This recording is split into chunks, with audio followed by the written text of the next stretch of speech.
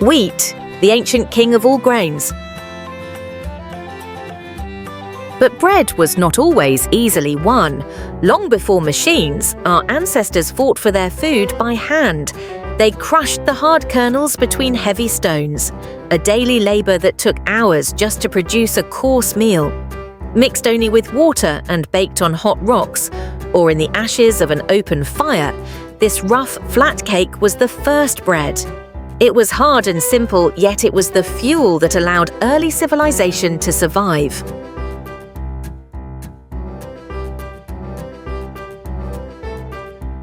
Then came the pioneer grist mill, harnessing the power of the rushing stream.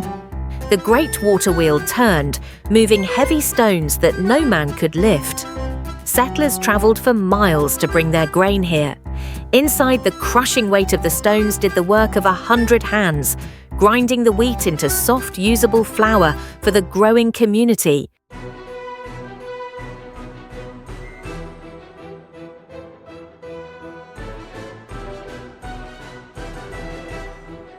We now arrive at the modern flour mill, a giant fortress of industry. Here, the wheat is no longer measured by the handful, but by the ton.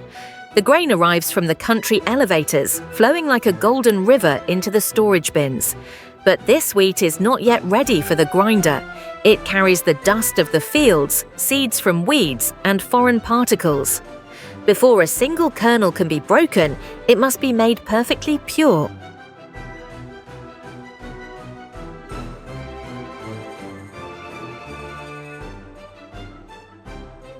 First, the cleaning machines begin their work. The wheat passes through separators containing metal screens that sift out sticks and straw. Powerful magnets draw out any bits of wire or iron that may have fallen in during the harvest. Then, the scourer takes over. In these spinning drums, the kernels are dashed against rough metal cases, scrubbing off the fuzzy ends and the dirt clinging to the crease of the berry. Only clean, polished wheat is allowed to move forward.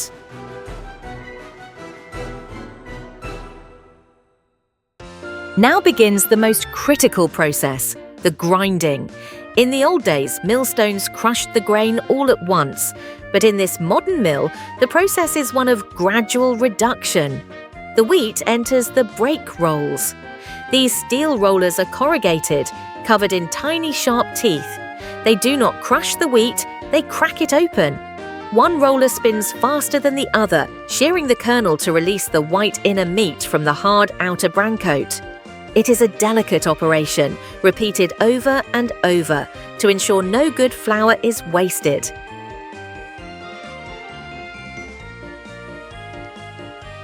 After each break, the ground stock must be sorted.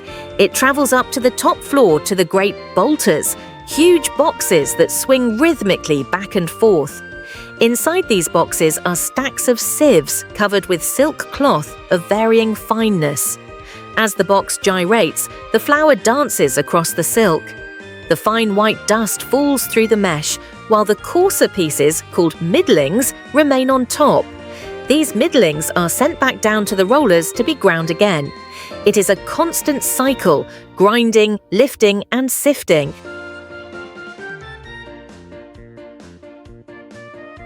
But gravity alone cannot remove the lightest flakes of bran.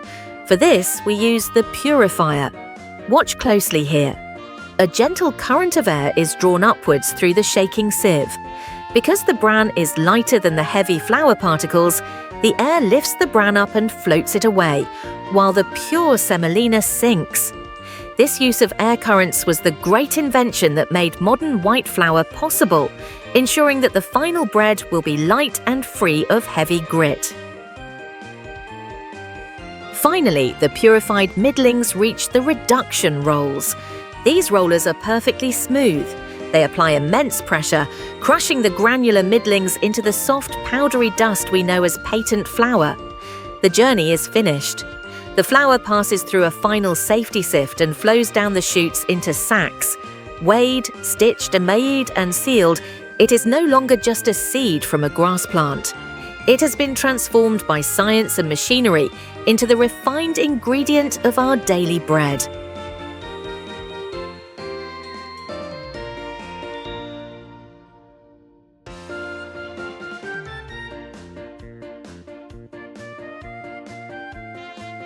The flour is now a finished product, but it must be packaged for the world.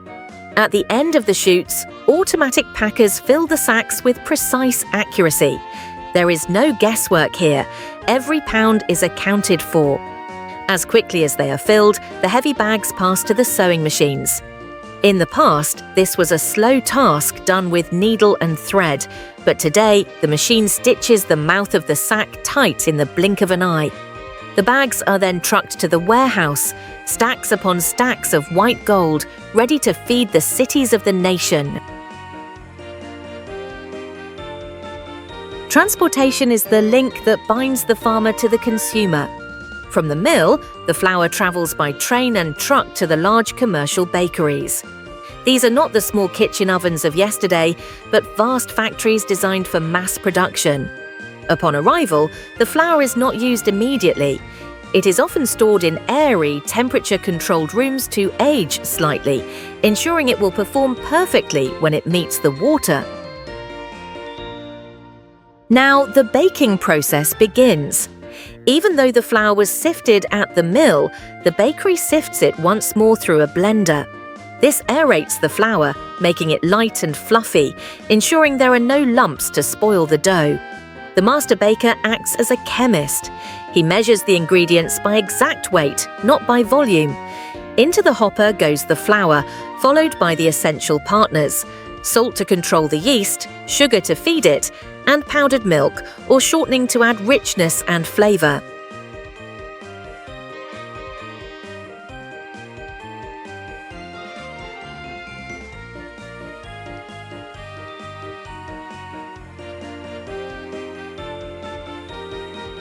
Next comes the water, tempered to the exact degree required. If the water is too hot, it will kill the yeast. Too cold, and the yeast will not wake up. All these ingredients drop into the giant mechanical mixer. This is the heart of the modern bakery. Powerful steel arms driven by electric motors begin to revolve. They do not merely stir the mixture, they attack it. They fold, press and turn the mass, mimicking the action of human hands, but with a strength and endurance no man could match.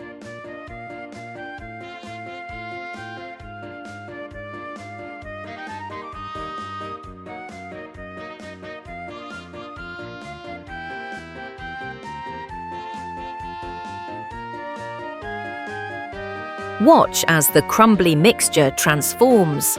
As the steel arms continue their work, the flour absorbs the water and the sticky mass becomes a smooth, elastic dough. This heavy kneading develops the gluten, the rubbery substance that gives bread its structure. Finally, the mix is complete.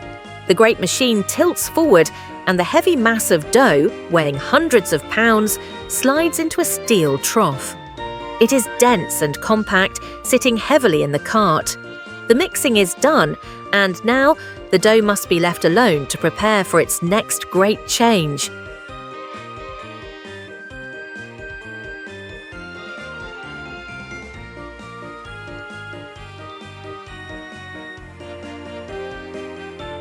Here in the fermentation room, the bakery is quiet, but the dough is alive.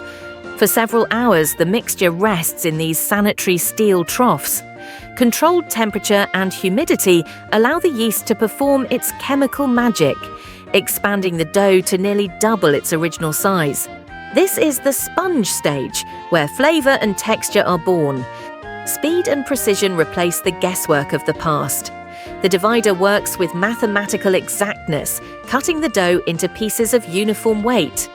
Not an ounce is wasted.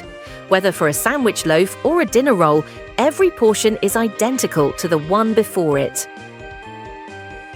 Immediately, the rough pieces enter the rounder. Mimicking the cupped hands of a skilled craftsman, the machine spins the dough, sealing the cut edges and creating a smooth, tight skin. This skin is vital. It holds the gas inside during the baking to come.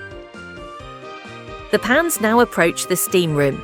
Here, in a tropical atmosphere of intense heat and moisture, the loaves will rise one last time before meeting the fire of the oven. We have entered the steam room. Here, science replicates the conditions of a tropical jungle. The air is heavy with moisture, and the temperature is held constant at a sweltering 90 degrees. This is the environment the yeast requires for its final, most vigorous effort. This is the second rising, or final proof. In the earlier stages, we built the strength of the dough. Now, we test its capacity to expand. The high humidity keeps the surface of the dough moist and pliable, allowing it to stretch without tearing as the gas pressure builds from within. The journey culminates here, the tunnel oven, a chamber of fire 100 feet long. The pans do not stop, they march steadily into the heat. Inside, precise thermostats control different zones of temperature, orchestrating a complex chemical reaction. First, the oven spring. The sudden heat causes the gas bubbles to expand violently one last time. Then the yeast dies, its work finished. The gluten protein coagulates, setting the sturdy framework of the loaf. As the loaves travel toward the exit, the heat intensifies on the surface. Sugars in the dough caramelize, creating the golden brown crust that seals in flavor and freshness. Emerging from the inferno, the loaves are perfectly baked. Automatic depanners lift the bread from the hot metal, sending the empty pans back to be greased, while the steaming loaves begin their ascent to the cooler.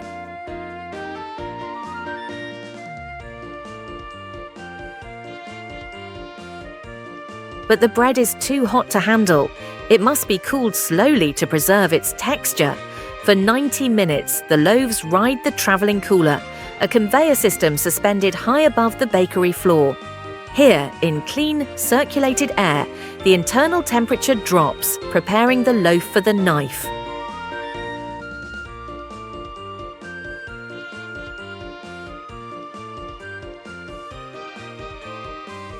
Untouched by human hands from the moment the flour was sifted until the wrapper is sealed. This is the miracle of modern baking. A uniform, nutritious and delicious loaf, ready for delivery to your neighborhood grocer.